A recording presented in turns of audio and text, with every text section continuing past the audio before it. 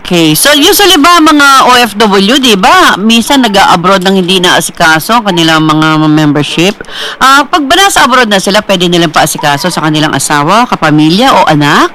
Oo. Anong document ang pwedeng ibigay sa opisina ninyo? Oo.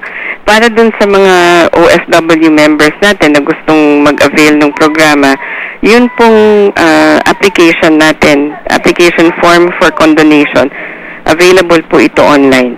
So, punta lang po sila sa www.sss.gov.ph, i-download at i-print po ang application, i-fill up, pirmahan ito, at maaari po nilang ipadala sa kanilang representative dito sa Pilipinas para ma-process yung papeles. Okay, punta na tayo sa ating mga text messages. Mamaya may babasahan din si Eugene, no? Pero unahin na natin ito. Siya si Jennifer Concepcion. Hello po, dati ako sa Singapore. Tapos umuwi ako last January sa Pilipinas. Pa-Canada naman ako this April. Paano po ang aking SSS contribution? Last tulog ko pa. More than 2 years na raw, Miss May Rose.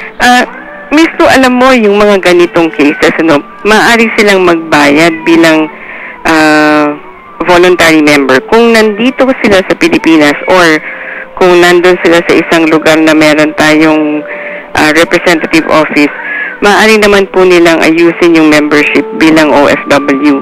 Otherwise, kung wala pa pong pagkakataon at gusto nilang ipagpatuloy ang contribution, they can either pay kung doon sa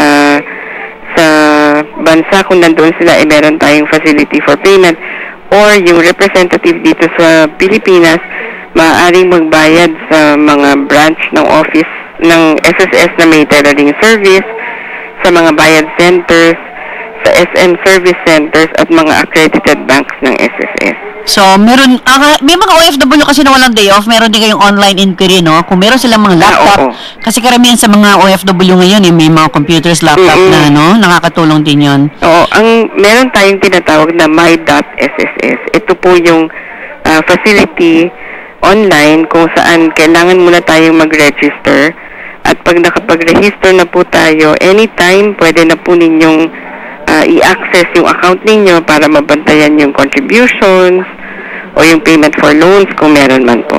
At syempre may katanungan mula sa Taiwan kay Eugene. Galing po kay Cherry Cortez. Sabi niya, dito po ako sa Taiwan. Hiwalay na ako sa mabait kong asawa. Paano ko ba tanggalin ang name niya as beneficiary? Lagi pa nag-away, ang tinatanong niya, pwede ko bang ilagay ang nanay ko? Ilalagay ko na lang ang nanay ko o ang anak ko in replacement with him. Paano pag nagkabalikan?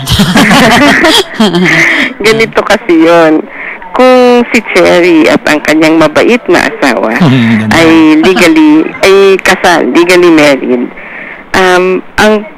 ang chance lang po na matanggal natin yung kanyang asawa doon sa listahan ng mga beneficiaries niya ay kung meron silang annulment. Kasi hihingan po natin sila ng papeles. Pero yung kagustuhan niyang ilagay ang kanyang nanay at ang kanyang anak, pwede po yun. Okay. Ang mangyayari na lang, kung sakasakaling itong si mabait na asawa ay magkakaroon ng ibang partner, yun, definitely under the law, tanggal po siya. Oh, I see. Okay. Naku, marami kaming kasong ganyan, yung mga asawa, pati apelido, ayaw nang dalhin. So, meron pa tayong... Meron pa po, meron pong isa dito galing kay Cynthia. Ask ko lang kung may 120 contributions sa SSS, makakaloan po ba ng pambili ng house?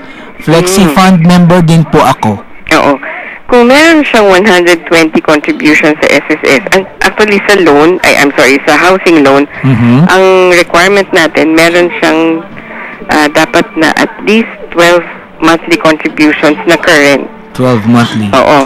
Pero kung walang current, basta kailangan actively paying siya. Amazing. So, ang ating OFWs, meron po tayong espesyal na direct housing program para sa kanila. So, siguro ang pinakamaganda niyan, maaaring makipag-ugnayan si Cynthia, no? Okay. Si Cynthia, kung wala man siya dito sa bansa ngayon, pwede siya mag-email sa member_relations@sss.gov.ph or pwede po siyang pumunta sa website para tignan po yung guidelines natin pagdating sa housing loans for OFW. At Miss May Rose, di ba meron din kayong Facebook account? Yes, opo. Philippine Social Security System po. Hanapin lang po natin yan at maaari po tayong makipag-ugnayan sa mga taga-SSS para masagot po namin yung mga katanungan nila.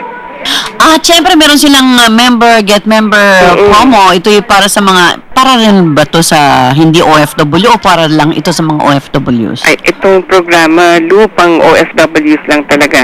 Tamang-tama na mention mo, yung ating pangatlong raffle draw ay mangyayari sa end of April. Nagkano naman ang price dyan? So, yung monthly draw natin, nananalo sila or ang premyo nila ay 10,000 pesos each. Bale, kumukuha po tayo ng 3 winners mula sa Asia, 3 sa Europe and other countries at 3 din sa Middle East. So 9 ang nananalo every month. Ang dami ha? Tapos ang kagandahan nito, kasi yung mga OFW members natin na dati nang naghuhulog sa SSS, kapag meron po silang hikayat na OFW din na maging miyembro at maging actively paying, nagkakaroon sila ng raffle entry sa SSS. Okay. So yun, kaya sila nasasali sa monthly draw natin. Pero pagdating ng September, in time dun sa anniversary ng SSS, magkakaroon tayo ng grand raffle draw kung saan yung nanghikayat na OFW at yung hinikayat, maaari na sila ngayong maging mag-earn ng entries for the grand raffle draw kung saan ang magiging premyo naman nila ay round trip ticket mula dun sa kanilang bansa kung saan man sila nagtatrabaho ngayon, pabalik dito sa Pilipinas at pabalik ulit doon. Okay, update nyo kami kung may mga winners na tsaka mga pangalan ng winners. Sana ma-announce natin dito sa ating programang Gabay ng OFW International. Sige, after yung 30th raffle natin, paalam ko sa iyo. Okay, ang track line ng SSS is 9206401. Yes, ma'am. Hanggang 24. Ang kanyang direct line is May Rose. Pwede ba namin malaman kung pwede silang tumawag sa inyo? Maaari po silang tumawag. Meron tayong hotline numbers. Okay. Sa 920-6446 hanggang 55. Meron din po tayong 917-7777. 917-7777. Ito, mas maganda to. 917-7777. Maraming salamat, Miss May Rose. Salamat po. Okay, yan po si Miss May Rose Francisco, team head ng SSS. Okay. Dear Mommy, kamusta ka na? Marami ka na po bang friends dyan sa Hong Kong?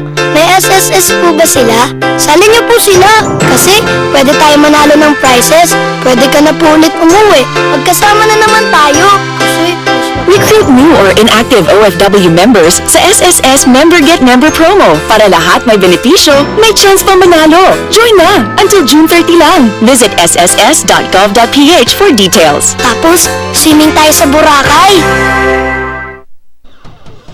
This is Gabay ng OFW International, simulcast in Hong Kong and Singapore. Gabay ng OFW International, DZXL 558 Tatak RMN, radyo mo nationwide. Patid sa inyo ng Paramount Life and General Insurance. Madaling kausap. Okay, 9:18 na ating oras. Medyo na-late tayo sa Hong Kong. Magandang gabi, Tita Kerry. Ito si Tita Lumidina.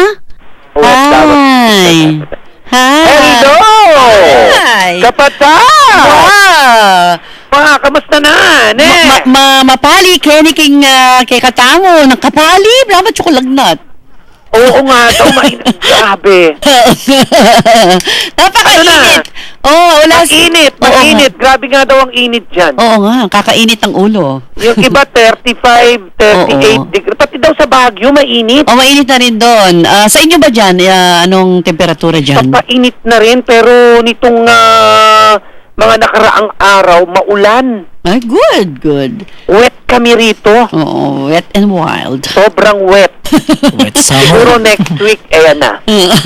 Papainit na. Oo, wala si At Jonas. syempre, Oo. ayan, Tita Lo, ibibigay na natin ang mainit na balita na sabik ng ating Yes. mga OFWs sa gabay ng OFWs International. Okay, narito mga balita. Pumalag ang MMDA, Tita Kerry, sa lumabas na report sa CNN na ang Metro Manila ang pangatlo sa world's 10 worst cities for driving. Ayon sa MMDA, questionable ang basis ng listahan kung tungkol sa disiplina ng mga drivers, klase ng kalsada at dami ng sasakyan sa Pilipinas. Sinabi ng MMDA na hindi tamang i-compare sa US at Europe ang Pilipinas dahil mas mayayamang bansa ang mga ito at mas may pondo sa infrastructure. Ayon sa listahan ng 10 bansa kung saan grabe at nakakainis mag-drive, number 1 ang Beijing, China. Second ang New Delhi, India. At pangatlo nga ang Metro Manila. Kabilang din sa listahan ng Mexico, South Africa, Lagos, Nigeria, Brazil, Moscow, Toronto, Canada at Monaco. Ayon sa Central Bank of the Philippines, 8 out of 10 na Pinoy ang walang ipon sa bangko kahit matanda na sila. Kakaunti lang talaga sa mga kababayan natin ang nag-iimpok para sa kanilang future dahil wala daw sa kultura ng mga Pinoy ang pag-iipon at pag-i-invest. Sabi naman ng iba sa issue na ito, wala kasing natitira sa kanilang sweldo kaya kahit gusto nilang mag-impok sa bangko ay hindi nila magawa.